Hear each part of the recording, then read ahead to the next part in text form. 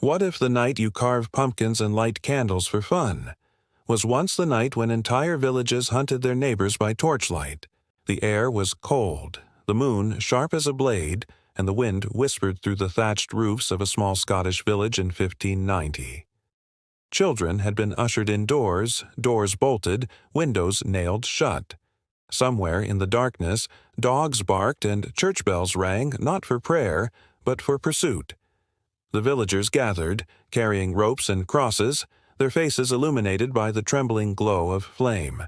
They said a witch was among them. Her name was Agnes Sampson. Once she was a healer, known for her salves, her herbs, her prayers whispered over the sick. But on that night her knowledge became her curse.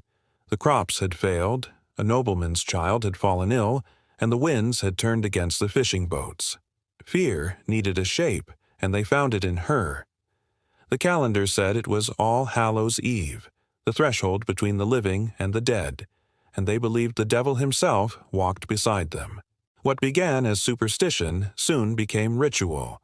By the flicker of the bonfire they bound Agnes' hands, her hair matted with rain and ash, and dragged her toward the church hall. There she would be questioned, her body stripped of secrets, her faith tested against fire. They said the spirits were strongest this night, but so too was the fear. Across Europe, the 16th and 17th centuries saw an eruption of witch hunts unlike any before, and the timing always seemed to circle back to October. In villages from Germany to Scotland, from England to the forests of France, records tell of sudden trials erupting in the weeks leading up to Halloween. They called them spirit nights, when the veil between worlds thinned and ordinary people could be touched or tempted by forces unseen. It was during these nights that suspicion became weapon. Imagine the sound: boots in the mud, torches crackling, the clatter of iron keys unlocking a cell beneath the church. The accused would be pulled from the dark, blinking against the candlelight as the minister began his questioning. Did she speak with the devil? Did she fly by night? Had she cursed the cattle or stolen the newborn's breath? They would look for the witch's mark. A freckle, a scar, a birthmark, anything that might betray a pact with the infernal. They'd prick the skin with long needles, waiting to see if the accused would bleed. And when she didn't, when terror alone made her body freeze, they'd whisper, "See, she cannot feel pain. She is one of them." In the town of Bamberg, Germany, 1628, entire families vanished into the night. The witch bishop, Johann Georg II, ordered hundreds to the stake. The trials were carried out as autumn's chill crept in, the smoke from the pyres mixing with the season's first fog. People said it wasn't just about heresy. It was about control. Fear was currency, religion, the weapon. And yet, beneath all the hysteria, a deeper truth pulsed. People needed an enemy to explain the chaos. Disease, famine, storms, all could be soothed by a single accusation. A widow who kept to herself, a midwife who knew too much, a young girl whose eyes lingered too long in silence. In some regions, the church bells were said to ring differently during those nights of trial, slower, mournful. The same bells that once called villagers to prayer now called them to judgment. Witnesses claimed they saw strange lights flicker over the moors, or heard whispers near the graves on All Hallows' Eve. To them it was proof. Witches walked among them, emboldened by the dead. But the truth was far less supernatural, and far more human. Records from Scotland's North Berwick trials in 1590 reveal how fear and politics danced together. King James VI, obsessed with witchcraft after a violent storm nearly sank his ship, believed witches had conspired with the devil to destroy him. The arrests began in late October. By the time winter came, over 70 people had been accused. Torture rooms filled, and the king himself attended interrogations. They say the screams could be heard from the docks. And still, every year, as October's shadows lengthened, the pattern returned.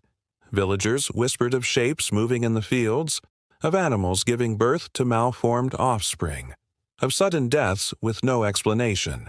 The local ministers would remind their flock that Halloween was not a night for mischief, but for vigilance, that witches were most active when spirits crossed over.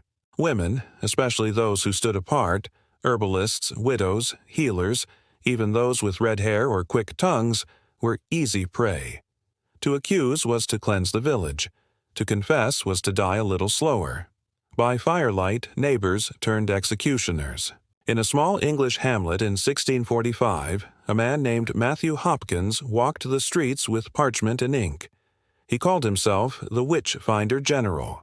The country was torn by civil war, faith fractured, order fading. Hopkins offered certainty. He arrived in late October, claiming that the devil's servants would soon gather under the harvest moon. Within weeks, over 30 women had been condemned. Some were hanged, others drowned, their bodies weighed with stones, because, as the old test went, the innocent would sink and the guilty would float. No one dared ask what kind of mercy that was. As the fires burned, the smell of pitch and flesh carried through the towns. People gathered not in mourning, but in awe. They believed they were witnessing the triumph of God over darkness. Children clutched their mothers' skirts, watching as the smoke curled into the sky, carrying with it the screams of women who once walked those same cobbled streets. What makes these nights even more chilling is how ordinary they were. The hunts didn't begin in madness. They began in fear. A cow dying, a stillborn child, a neighbor's bitter glance, and once an accusation was made, the outcome was almost always death. The accused were isolated, deprived of sleep, made to confess under pain so unbearable that the truth ceased to matter. Many confessed not because they believed in the devil, but because they knew no other escape. And still, as October came each year, new whispers rose. The harvest moon, the turning leaves, the sense that the world itself was shifting, dying, decaying, preparing for winter. Perhaps it was the season's symbolism that made the fear so potent. Life giving way to death, warmth to cold, light to shadow. In folklore, Halloween was once Samhain, the Celtic night of spirits and ancestors. A time to honor the dead, to light fires so that souls might find their way home. But to the witch hunters of the 1600s, it became something far darker. The night when the devil's coven was said to meet in the woods. The night when the world turned upside down and every superstition found its voice. They called it the Devil's Sabbath. And yet, not every story ended in fire. In some villages, quiet rebellions took place. Neighbors hid the accused in cellars, smuggling them across borders. Families erased names from church records to protect their kin. A few brave priests even destroyed the lists of suspects before dawn. They risked their lives for compassion, a rare light in a world ruled by fear. By the late 17th century, the hunts began to wane. The Enlightenment dawned, reason took root, and the witch trials faded into memory. But the scars remained, etched in graveyards, in burned foundations, in the whispered names of the lost. Still, every Halloween, some say the past stirs. In old towns of Scotland and the forests of Germany, where the air turns cold and the leaves dye red, locals claim they hear the faint echo of bells and distant cries when the wind moves just right. They say it's the sound of the hunted, those who once ran through the night, their shadows swallowed by firelight. Because history, like a ghost, never truly disappears. It waits for its moment. And sometimes when October returns and the veil grows thin, it remembers. Next time, we'll follow one of those memories, to a real witch trial that began on Halloween night itself, the night the hunters came knocking, and found something they never expected. The rain fell that night like a warning, heavy, cold, relentless. In the small English village of Pendle, 1612, the roads were rivers of mud, and the hills breathed mist. A lantern flickered in the distance, a faint, unsteady light moving slowly through the fog. Beneath its glow walked a man carrying a list, and on that list were names. 12 of them.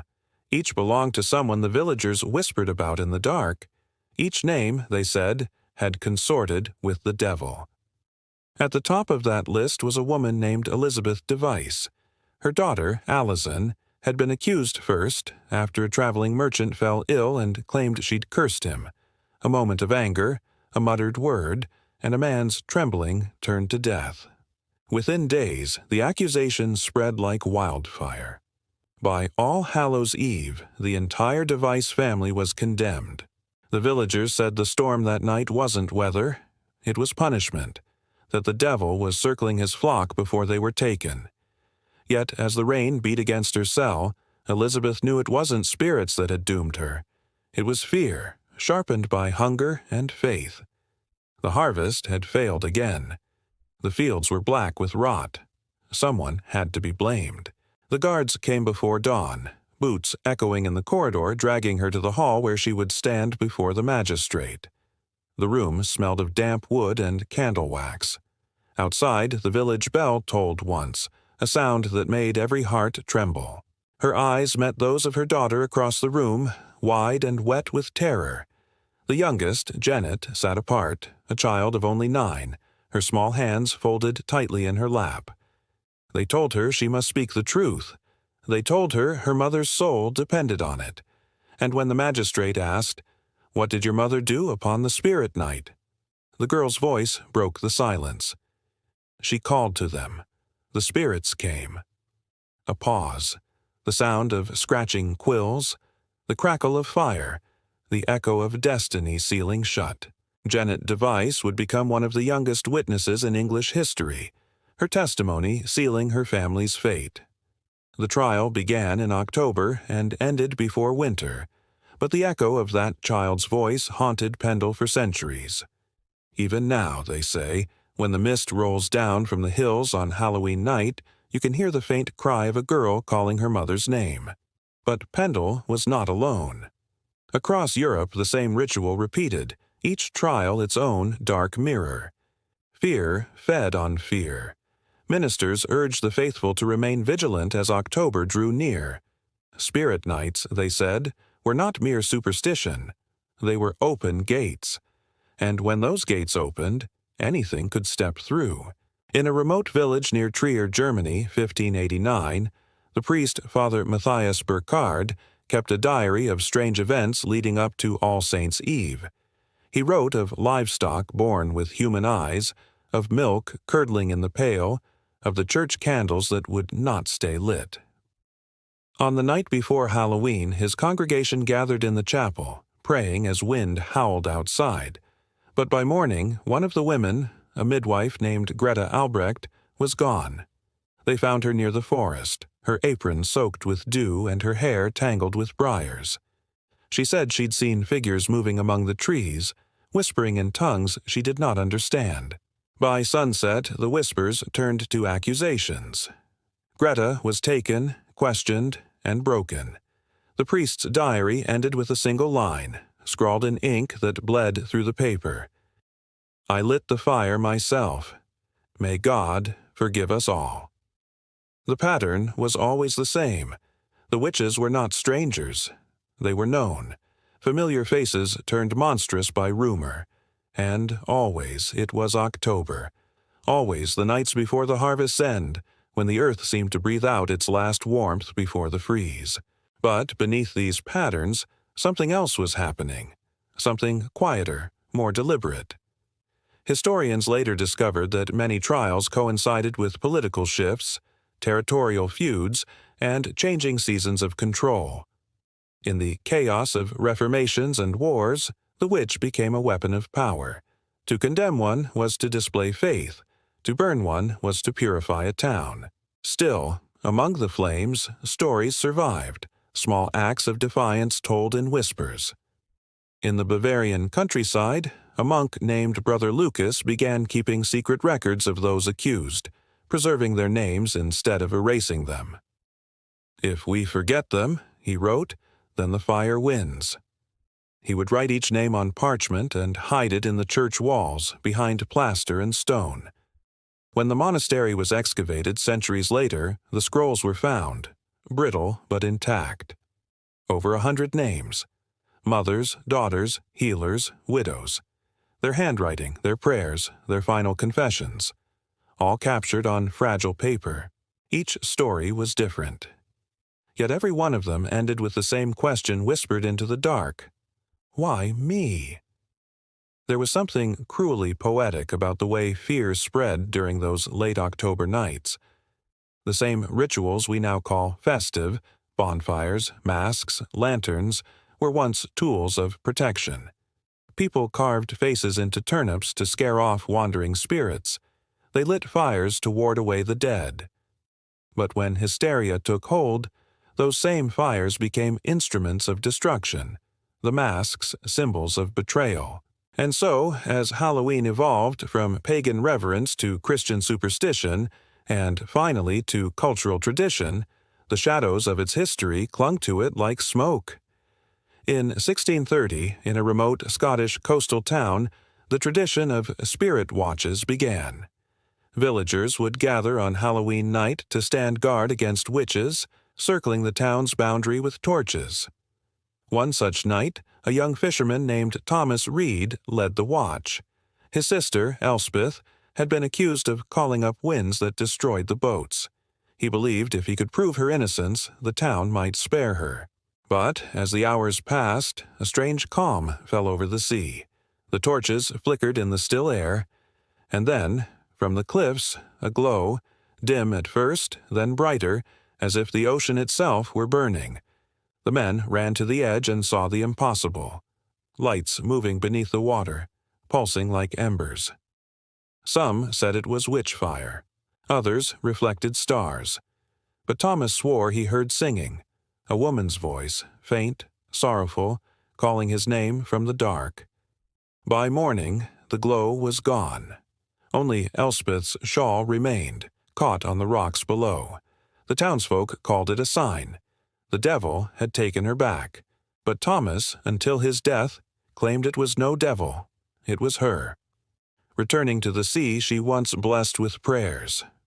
Stories like these blurred the line between myth and memory, between what people saw and what they needed to believe. And perhaps that's what made the witch hunt so devastating. Not just the deaths, but the distortion of truth. Even centuries later, the echoes of those nights lingered. In archives, court documents revealed chilling details of how the trials often began in late October, sometimes on Halloween itself. The pattern wasn't coincidence. It was choreography. Superstition gave timing to terror. And yet, within this grim theater, one question began to grow louder. What if the so-called witches weren't victims of delusion, but symbols of rebellion? Some scholars argue that these women, often midwives, herbalists, and widows, held knowledge the church couldn't control. Their power over healing, birth, and death made them both indispensable and dangerous. Halloween, with its connection to life and death, became the perfect stage to destroy them publicly and to erase their influence. But the truth has a way of surviving. In secret diaries, in buried scrolls, in whispered folk tales, fragments remain. Stories of women who healed the sick when priests refused, of midwives who risked their lives for mothers abandoned by the church, of those who prayed to both God and nature, believing one did not cancel the other. And as October returned each year, their memory crept back with it, uninvited yet unstoppable. It's said that in the ruins of North Berwick Church, where Agnes Sampson once stood accused, strange lights still flicker every Halloween night. Modern historians dismiss it as phosphorescence, gases from the marsh reacting to the cold air. But the locals, they know better. They say if you stand there long enough, you can hear her voice, low and steady, reciting the prayer she spoke before her death, not to the devil, but to the wind. "Carry me home," she said. "Carry me where fear cannot find me." In that final whisper lies the cruelest irony of all, that the witches hunted on Halloween night were never chasing darkness. They were running from it. Centuries later, the world celebrates the night they once feared. We dress as monsters, light our lanterns, and call it fun. Yet, beneath the laughter, something ancient stirs. a flicker of remembrance, a heartbeat of guilt. Because for one brief night each year the line blurs again, between fear and fascination, between persecution and play, between the living and the dead, and somewhere deep in that divide the truth waits, unburied, patient, watching, because one trial did not end the hunt, one fire did not quench the fear, and one Halloween night, years later, something happened that made the hunters themselves question everything they believed. It began with a sound no one could explain, a voice, soft, familiar, calling their names from the shadows. The first to hear it was the jailer, a coarse man hardened by years of silence and suffering. He sat by the dying embers of the fire, his hands folded, his eyes heavy. Then it came, a whisper, faint and drawn out, curling through the cracks in the stone like breath. It wasn't the voice of a prisoner. It came from somewhere deeper, below the cells, beneath the floor. He leaned forward, the torchlight trembling in his grasp. The air was colder there, thick with the scent of damp earth and soot. Again it came, clearer this time, a woman's voice, calling his name. Thomas. He stumbled back, nearly dropping the torch. No one had spoken that name in years. Not like that. Not since she died. He had been the one to lock her in the cell, to watch her burn from behind the crowd, her face illuminated by the light of his own torch. Elspeth, the witch from the sea. The voice came again, softer now, closer, and then silence. Only the rain against the stone, the slow crack of the fire, the beating of his heart. By morning, the jailer was gone. The door to his quarters was open, the torch burned down to ash. The guards found footprints leading out toward the cliffs, the same cliffs where Elspeth's shawl had once been found. The wind off the sea howled through the village that day, and for the first time in years, no one spoke the word witch. In the weeks that followed, strange things began to happen. The parish bells rang in the middle of the night, though no one pulled their ropes. The livestock refused to graze near the old gallows hill. And one morning, as the mist rolled over the churchyard, the minister found words scratched into the wooden door, deep and deliberate. Not all who burn are lost. The villagers gathered to scrape it away, but the letters wouldn't fade. They dug at it with knives, poured holy water, sanded it to splinters, yet the words remained, faint but unyielding. The minister declared it the devil's work. Others whispered it was something else, a warning, a reminder. And so the old fear began to twist into something new, doubt. For the first time, questions were whispered where accusations once ruled.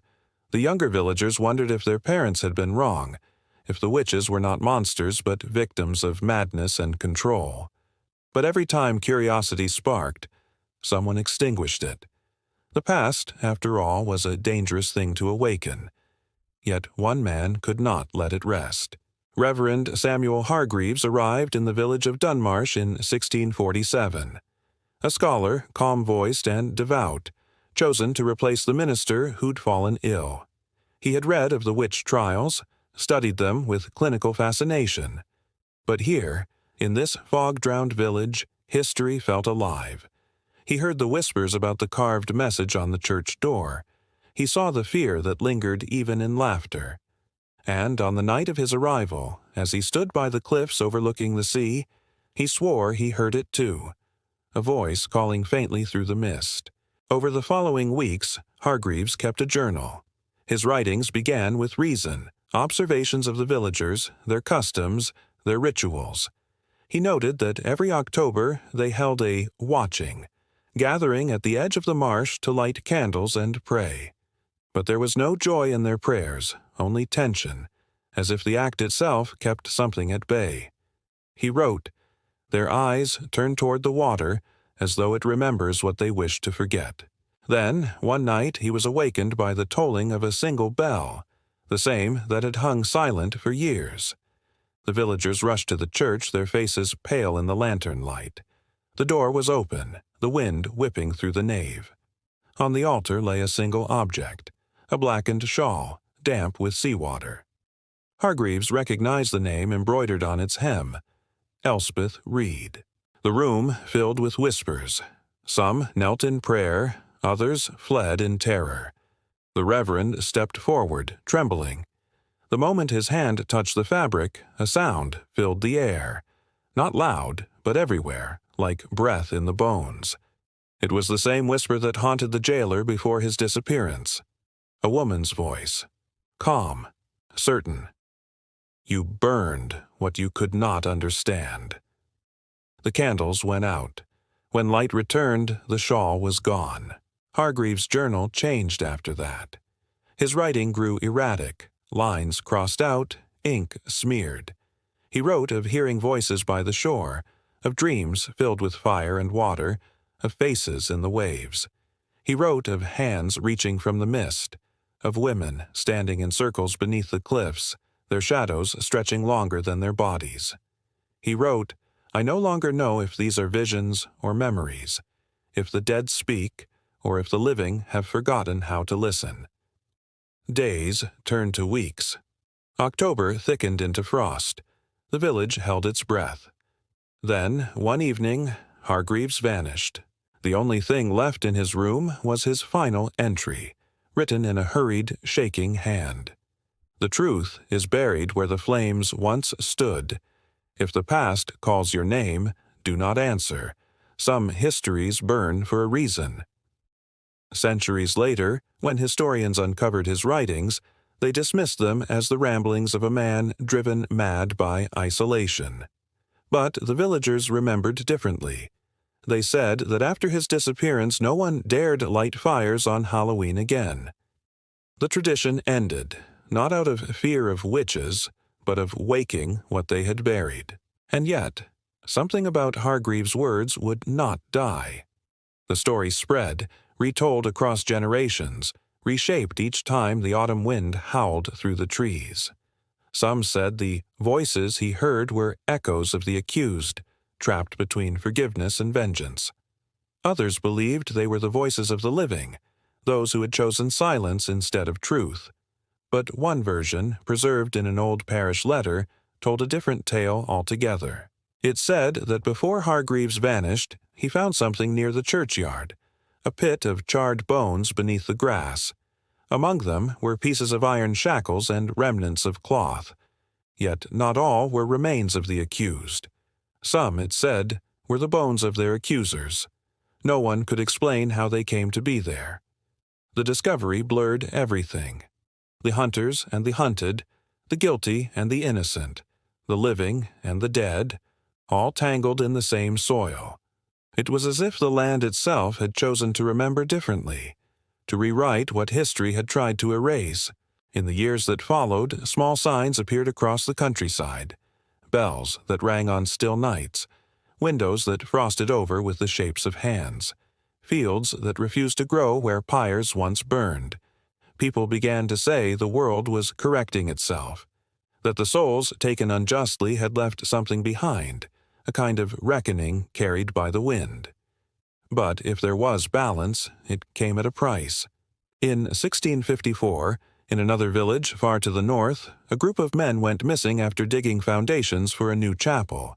When their bodies were found, their expressions were frozen in terror, eyes open, mouths filled with ash. The ground where they dug was marked by deep blackened streaks, as though it had burned from within. Rumors spread that they had uncovered an old witch pit, one of the secret graves used when mass burnings became too frequent to bury. The site was sealed, and the church was never built.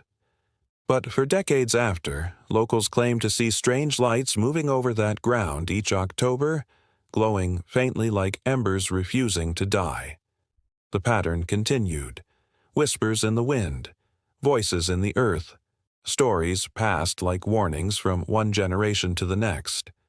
The witch trials faded into textbooks, their cruelty softened by time, but their ghosts remained restless. And somewhere between superstition and truth, a new question began to take shape. What if the witches had not cursed their hunters out of vengeance, but out of mercy? What if the fires that once consumed them became boundaries, Barriers to keep something far worse from crossing through? Hargreaves' last words, "Some histories burn for a reason," began to echo with new meaning. Perhaps the trials were not only a tragedy of ignorance, but a misinterpreted ritual, a desperate, violent attempt to contain a darkness older than any faith.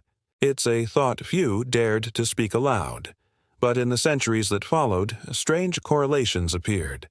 Sites of the largest witch burnings often aligned with older pagan grounds, places once used for Samhain rites, the original spirit nights, rituals of protection, warnings to keep the veil sealed.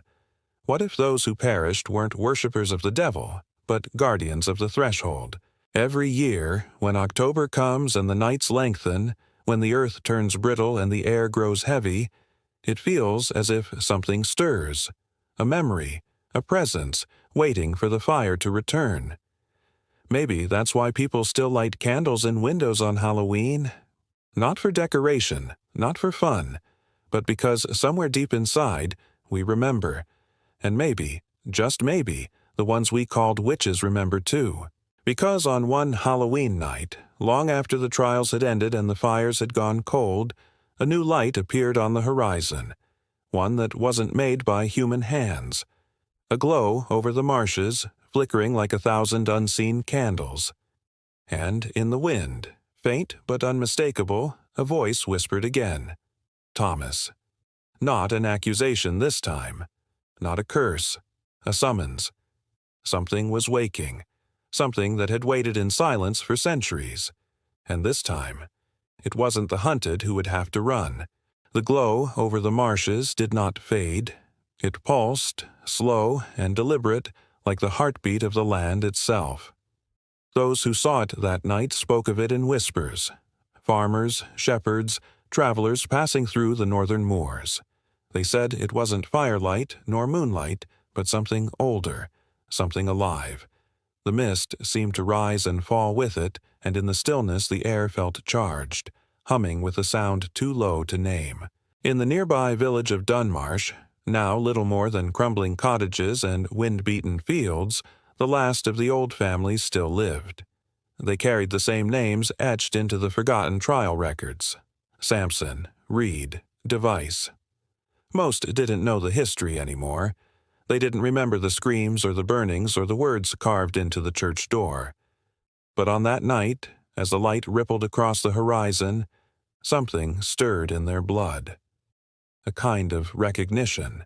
Eleanor Sampson was among the first to see it clearly.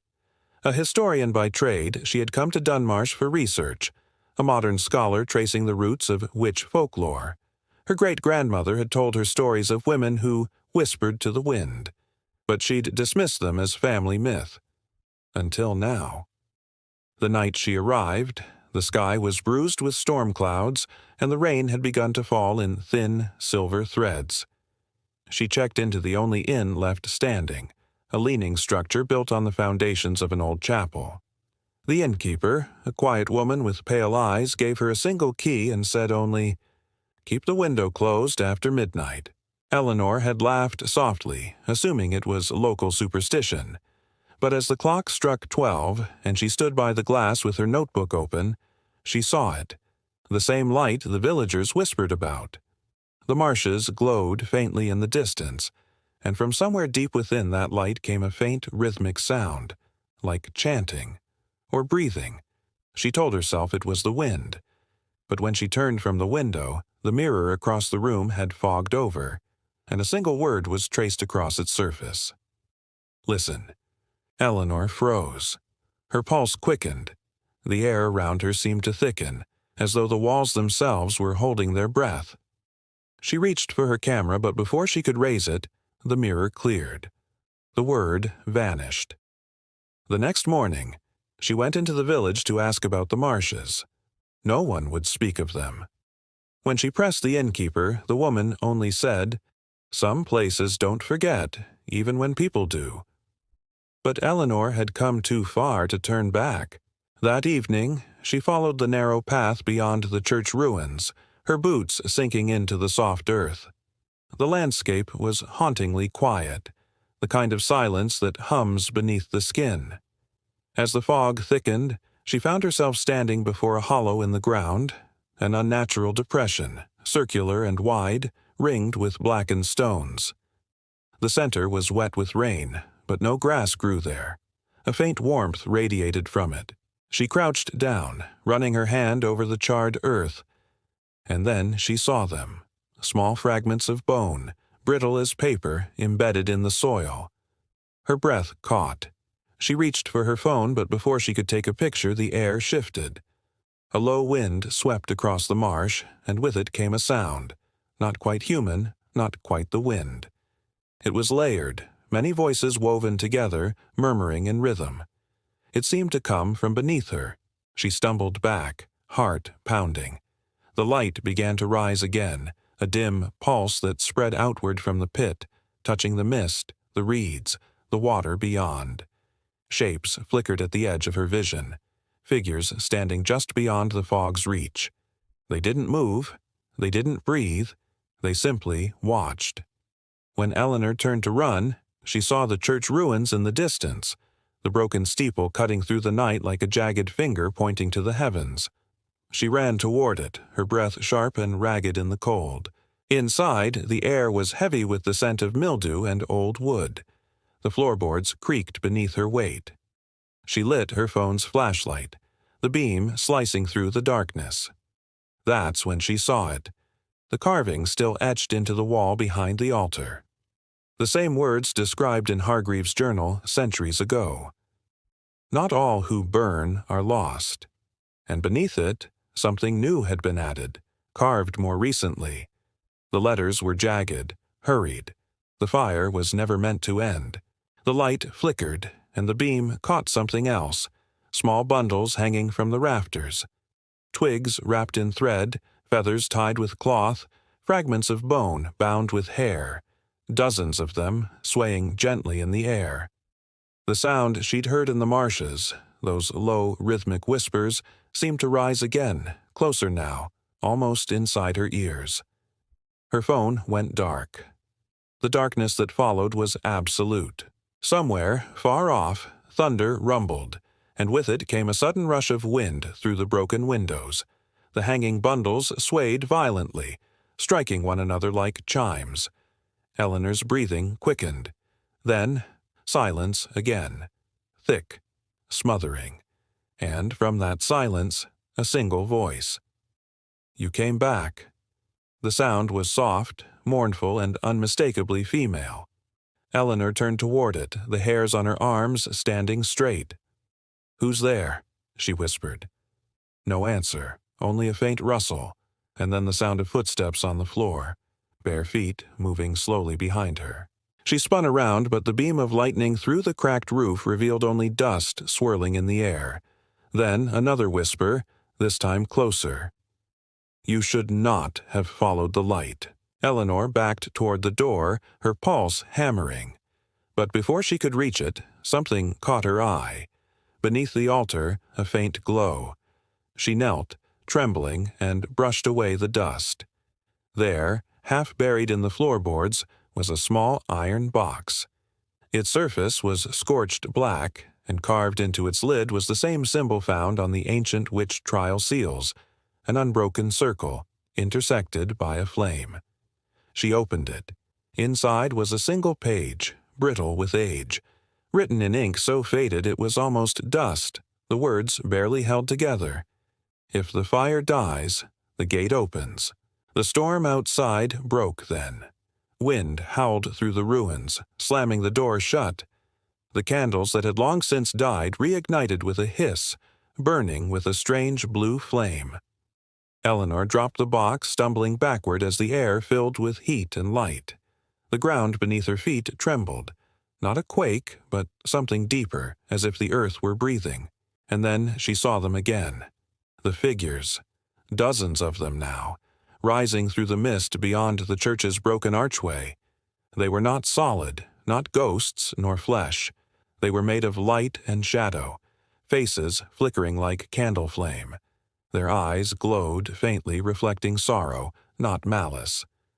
One stepped forward, the outline of a woman, her hair a shimmer of white smoke. When she spoke, her voice carried the weight of centuries. "You burned us to keep it closed. Now the fire is gone." Eleanor couldn't move, couldn't breathe. The woman raised her hand, and for a moment, the light flared so bright it washed out the world. Through the brilliance, Eleanor saw something vast moving in the darkness behind them, something coiled, immense, and patient. A presence waiting beyond the veil, its outline forming only for a second before vanishing into shadow. And in that instant, she understood. The witch hunts, the fires, the fear, they were not simply madness or cruelty. They were ritual, containment. Every burning, every prayer, every so-called trial was part of an unspoken pact between terror and survival. The witches were not summoning darkness. They were holding it back. Eleanor fell to her knees, the realization crashing through her. The voices swelled, rising to a low hum that seemed to shake the walls. The blue flames burned higher, curling toward the ceiling. Outside, lightning split the sky, illuminating the marshes. And there, for the briefest moment, she saw movement in the distance. Something enormous, shifting beneath the earth. The woman's voice returned, fainter now. The world forgot what must never be forgotten. The light dimmed. The wind ceased. Eleanor stood alone in the ruin, the iron box at her feet, the inscription on the wall glowing faintly in the darkness. Her hands shook as she picked up her notebook, its pages fluttering in the wind. She looked toward the marshes, where the faint pulse of light still shimmered on the horizon. Somewhere beneath that ground, something ancient was waking, something that should have remained buried beneath centuries of superstition and fire. The air grew colder, heavy with the smell of smoke and rain. In the distance, a church bell began to ring, slow, deliberate, echoing through the valley. And as the sound carried through the night, Eleanor whispered to herself, her voice trembling against the storm, "If the fire dies, the gate opens." Then she turned toward the marshes, because the fire had died long ago, and the gate was opening. The path to the marsh was no longer a path.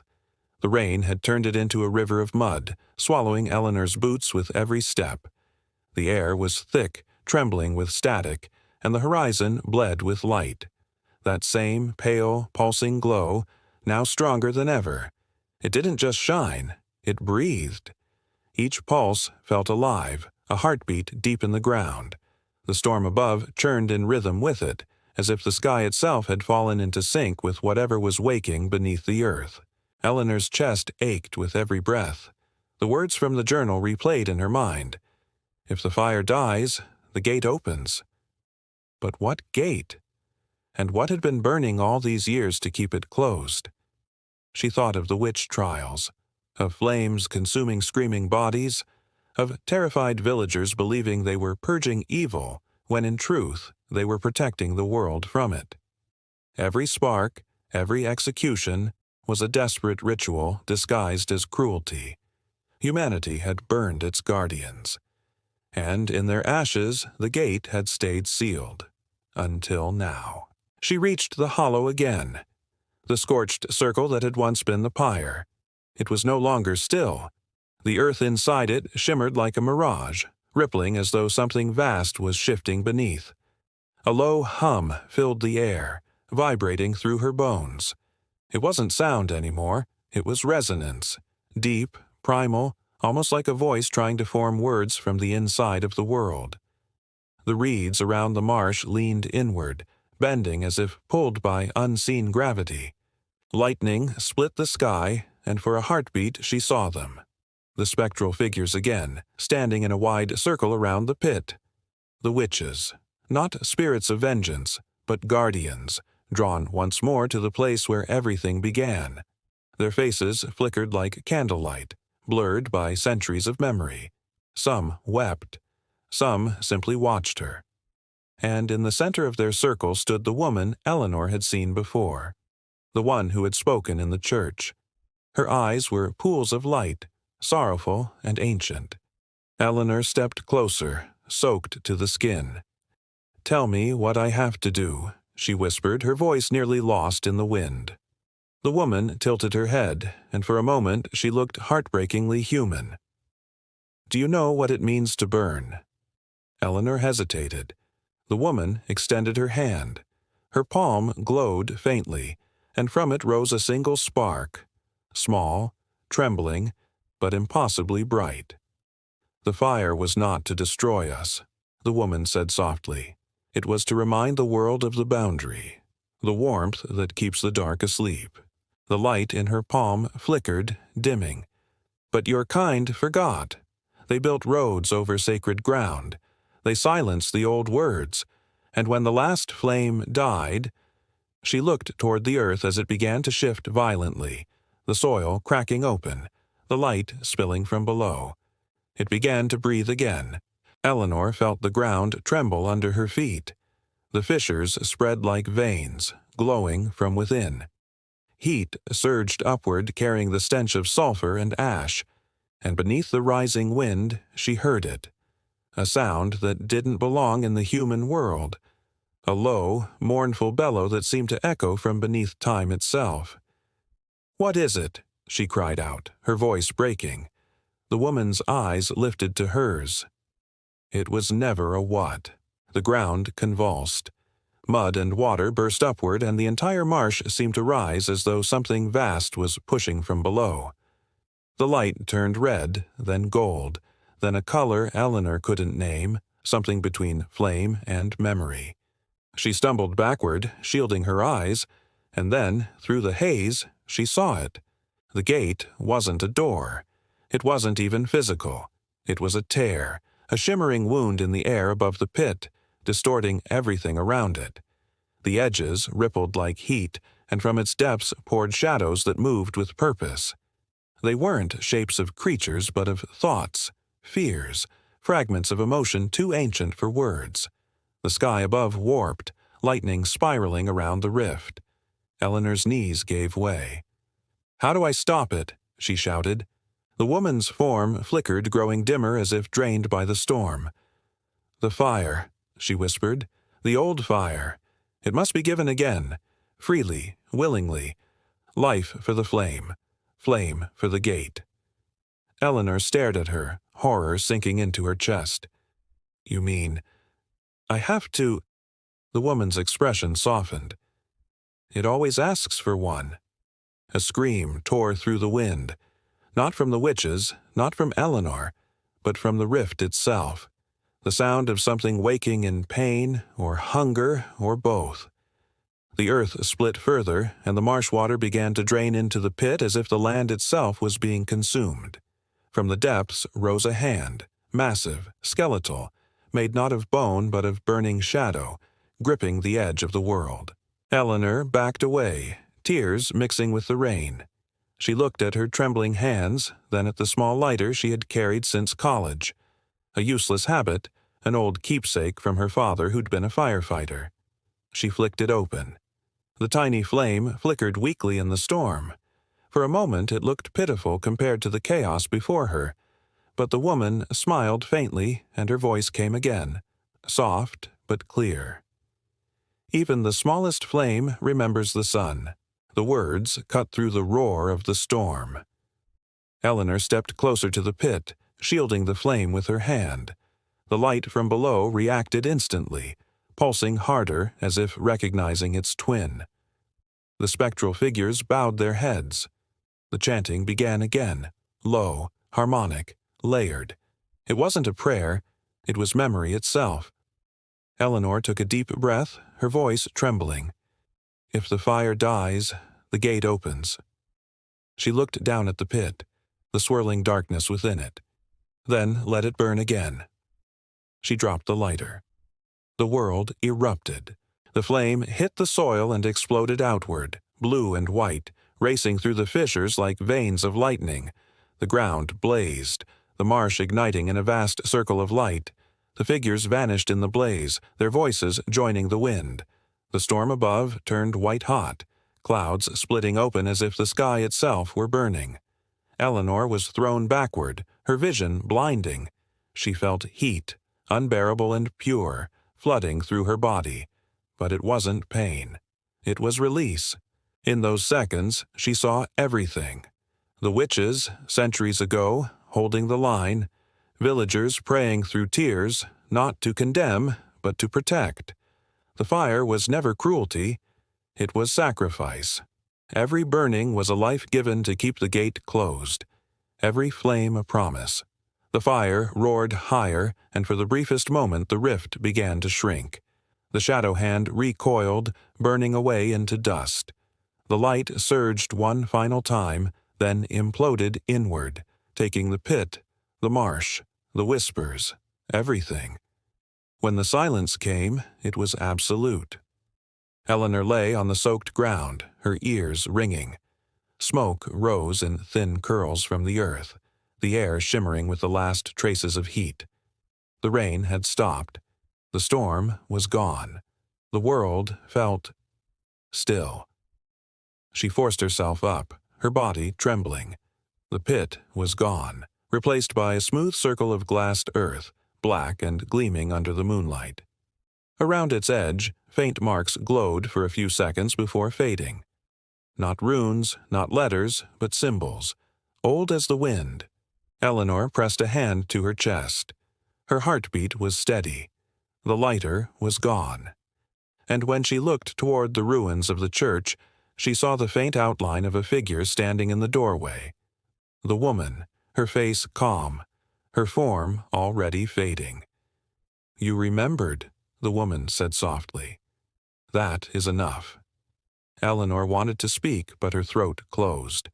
The woman's expression held both sorrow and peace. "The fire will hold for a time," she whispered, "but they will forget again. They always do." Her voice echoed into the wind, and then she was gone, a wisp of light carried away into the dark. Eleanor stood there for a long time, the rain beginning again in soft drops. She looked out over the marsh, now calm, the fog lifting in thin ribbons. The pulse of light was gone. The hum beneath the earth was silent. For the first time, Dunmarsh slept. She turned toward the path, every step heavy, her mind a storm of exhaustion and awe. She had come looking for history, for answers buried in old folklore and forgotten names. She had found something older than belief itself. When she reached the inn, dawn was breaking. The innkeeper waited by the door, her pale eyes knowing. She didn't ask what had happened. She only said, "The marsh is quiet again." Eleanor nodded weakly. "For now." The woman's expression didn't change. She simply handed Eleanor a cup of tea and whispered, "Keep the flame alive, child. Even a candle will do." Eleanor stepped to the window as the first light of morning stretched across the horizon. The world looked ordinary again. Gray skies, wet fields, the faint smell of rain. But beneath it all, she could still feel the warmth under the earth, faint but steady. A promise, a warning, a heartbeat. And when she exhaled, she saw her breath curl in the air, not from cold, but from the whisper of heat that still lingered beneath the soil. The fire hadn't died. It was waiting. Morning came slowly over Dunmarsh, the kind of dawn that didn't so much rise as breathe its way into being. A pale, silvery light touched the soaked fields, the burned circle, the distant woods where mist still clung like memory. For the first time in generations, the air was quiet. No whispers in the reeds, no restless hum beneath the soil, just the steady rhythm of life returning, the soft drip of water from branches, the rustle of a crow's wings, and the slow sigh of a world exhaling after holding its breath for centuries. Eleanor stood by the window of her small rented room, her hair still damp, her hands wrapped around the cup of tea the innkeeper had given her hours ago. It had long gone cold, but she didn't mind. Her reflection in the window was pale, ghost-like against the fading darkness, and for a moment she hardly recognized herself. The historian who had come here to study the remnants of witch trials, to write a rational, carefully documented piece on medieval superstition, now stared at a world where reason had bent and something older had looked back at her. Down below, the marsh glimmered faintly under the morning sun, not with the eerie light of the night before, but with simple beauty. The earth was calm, the grass flattened but alive, as if the land itself was resting. She thought of the woman, the witch or spirit, or whatever she truly was, fading into the dawn with that final haunting whisper. They will forget again. They always do. Eleanor had spent her life studying history because she believed that to remember was to understand. But now, she realized memory wasn't enough. Understanding required belief, and belief was what the world had lost. The fire wasn't just a symbol of destruction. It was a covenant, a reminder that humanity once lived in balance with mystery, not in denial of it. Somewhere along the line, people had chosen the comfort of certainty over the humility of wonder. She stepped outside. The wet air kissed her skin, the scent of rain and earth filling her lungs. The path to the marsh was already drying, the mud cracking in the sunlight. She followed it slowly, her boots leaving prints that would soon be erased by the wind. Birds darted through the air, singing soft, hesitant notes, as if testing whether the silence was safe again. When she reached the clearing, she stopped. The scorched circle was still there, dark and glassy, but the soil around it was sprouting with delicate green shoots, grass pushing through ash. Life rebuilding itself on the ruins of what had burned. She knelt, pressing her hand against the warm earth.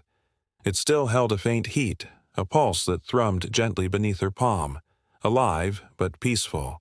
She thought of the countless lives lost to fire centuries ago, the women whose names had been buried in church records, whose deaths had been recorded as confessions and sins. How many of them had truly understood what they were protecting? How many had stood on this very soil, facing the flame, knowing that the blaze meant not damnation, but duty? The thought made her chest tighten. For the first time, the stories of witch trials no longer felt like distant horror. They felt like an act of forgotten bravery. The witches hadn't been monsters. They'd been keepers of the balance, punished for remembering the truth the rest of the world had feared. A breeze passed through the clearing, gentle, almost warm. It stirred the grass and carried with it a faint scent of smoke. Not acrid, but clean, like the afterglow of a candle snuffed out by choice. She closed her eyes, and for just a second, she could almost hear them again, not in pain, but in song, a low, melodic hum that rose from the soil, threading through the wind. Gratitude. Release. Farewell. She whispered softly, "Rest now." When she opened her eyes, a ray of sunlight had broken through the clouds, striking the blackened circle in the center of the marsh. The light caught something on the ground, small, metallic. She reached for it. It was her lighter, half buried in the soil, scorched but unbroken. The metal was warm in her hand. She turned it over, tracing her thumb across the initials engraved by her father years ago. It sparked when she flicked it open, a small, steady flame dancing in the daylight. And, as it burned, she realized the woman's final words had meant more than prophecy. Keep the flame alive, even a candle will do. The fire was not just the ancient ritual, it was memory itself. Compassion, the act of choosing to protect even when the world refuses to see why. Eleanor stood for a long while, the lighter burning softly in her palm. Then she closed it, pocketed it, and began to walk back toward the village. The path was brighter now, and though exhaustion weighed on her, her steps felt lighter. When she reached the innkeeper was tending to the fire, coaxing the logs into a steady glow. She glanced up as Eleanor entered and smiled faintly. "You've seen what you needed to see," she said, not as a question, but as if she already knew the answer. Eleanor nodded.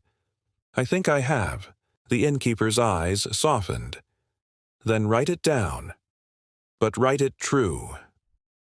Later that evening, Eleanor sat at the wooden desk by her window, pen in hand, pages blank before her. The village was quiet. The marsh glowed faintly in the distance under the moonlight. Peaceful, unthreatening. She began to write, not as a scholar dissecting a myth, but as someone trying to capture something fleeting before it vanished again. Her words came slowly at first, then faster, like the flow of a river breaking through a dam.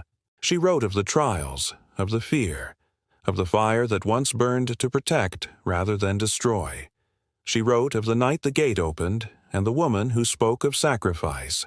She wrote of the light that still lived beneath the earth, waiting for those who would remember. And when she finally put the pen down, she realized what she was writing wasn't just history. It was a prayer. Outside, the wind picked up again, brushing through the reeds. The inn's lantern flickered once, twice, then steadied. The light held. Weeks later, when Eleanor finally left Dunmarsh, the sky was clear and blue. The village seemed unchanged. Quiet streets, distant church bells, the smell of damp stone and peat. But something beneath it all felt different. Lighter. She passed the marsh one last time, now green and calm, with dragonflies skimming the surface of the water. The black circle was gone, swallowed by new growth. Life had reclaimed the scar. She paused by the edge of the path and struck her lighter once more. The flame danced briefly in the morning air before she closed it, smiling softly. As she walked away, a low mist began to roll across the fields, and for a fleeting second, she thought she saw figures in it. Faint, luminous, standing where the marsh met the sky. Watching. Not haunting, but guarding. She blinked, and they were gone, leaving only sunlight and the hum of wind through grass. She opened her journal one last time, turning to the final page. Her handwriting was uneven, hurried, full of crossings out and unfinished thoughts. But she didn't correct them. The imperfections made it real. At the bottom of the page, she wrote, "The witches were not hunted for their evil. They were hunted for our fear of the light they carried." She stared at the words for a long moment, then closed the book. Outside, the sea whispered against the rocks, the horizon painted in silver. The moon hung low and full, glowing like an ember above the dark water. She thought of the question that had started it all, the one she had once asked as a historian, now asked as something else entirely. What if the night we celebrate as Halloween was once the night the world fought to remember the fire that keeps the dark asleep? She smiled faintly, feeling the answer move through her not as knowledge but as quiet understanding. The world would go on forgetting and remembering, over and over, but somewhere, someone would always keep the flame. Outside, a gust of wind passed through the open window, brushing the wick of a small candle on the table. The flame trembled, almost went out, then steadied again, a single point of light against the vastness of the dark. And for that one moment, as the candle burned, it felt as though the world itself was holding its breath, watching, listening, remembering.